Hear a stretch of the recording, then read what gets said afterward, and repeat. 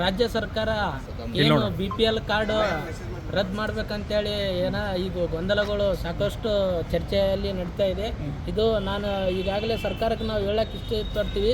ಯಾವುದಂದ್ರೆ ಈ ಒಂದು ಸರ್ಕಾರಗಳು ಏನು ಮಧ್ಯಮ ವರ್ಗ ಆಗಲಿ ಬಡ ಕುಟುಂಬಗಳಾಗಲಿ ಇಂಥವ್ರಿಗೆ BPL ಕಾರ್ಡ್ ಯಾವುದೇ ಕಾರಣಕ್ಕೂ ರದ್ದು ಮಾಡಬಾರ್ದು. ಒಂದು ವೇಳೆ ಈ ಕ್ಲಾಸ್ 1 ಕ್ಲಾಸ್ 2 ಆಫೀಸರ್ ಇದ್ರಂದರು ಮತ್ತು ಭಾಳ ಏನು ಜಾಸ್ತಿ ಆಸ್ತಿವಂತರಾದ್ರೆ ಅಂಥವ್ರು ಒಂದು ರೇಷನ್ ಕಾರ್ಡ್ಗಳು ರದ್ದು ಮಾಡಲಿ. ಅದು ಬಿಟ್ಟು ಬಡವ್ರದ್ದು ಮಧ್ಯಮ ವರ್ಗದಲ್ಲಿ ಇರ್ತಕ್ಕಂಥವ್ರಿಗೆ ಈ BPL ಕಾರ್ಡ್ ರದ್ದು ಮಾಡಿ ಈಗೇನು ರದ್ದು ಮಾಡಿ ಮತ್ತು ಬೇರೆಯವ್ರಿಗೆ ಅದೇ ಕಾರ್ಡ್ಗಳು ಕೊಡೋದು ಭಾಳ ಅನ್ಯಾಯ. ಈ ರೀತಿ BPL ಕಾರ್ಡ್ ರದ್ದು ಮಾಡೋದು ನಾವು ಖಂಡಿಸ್ತೀವಿ ಉಗ್ರವಾಗಿ. ಸರ್ಕಾರ ಗೊಂದಲ ಮಾಡೋದು ಎಲ್ಲ BPL ಕಾರ್ಡ್ಗಳು ಬಂದ್ ಮಾಡ್ತಾವಂತ ಈ ರೀತಿ ಇಲ್ಲ.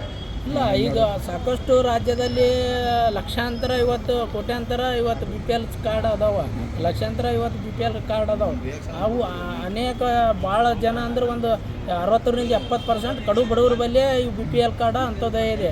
ಅದು ಬಿಟ್ಟರೆ ಬೇರೆದವ್ರು ಯಾರ ಹತ್ರ ಕೂಡ ಇಲ್ಲ. ಅಂಥ ಒಂದು BPL ಕೂಡ ಬಡ ಕುಟುಂಬಕ್ಕೆ ಏನು ಆಹಾರ ಧಾನ್ಯಗಳು ಕೊಡ್ತಾರೆ, ಅದರಿಂದ ಎಷ್ಟೋ ಜನರ ಜೀವನಗಳು ಇವತ್ತು ಸಾಗ್ತಾ ಇದೆ.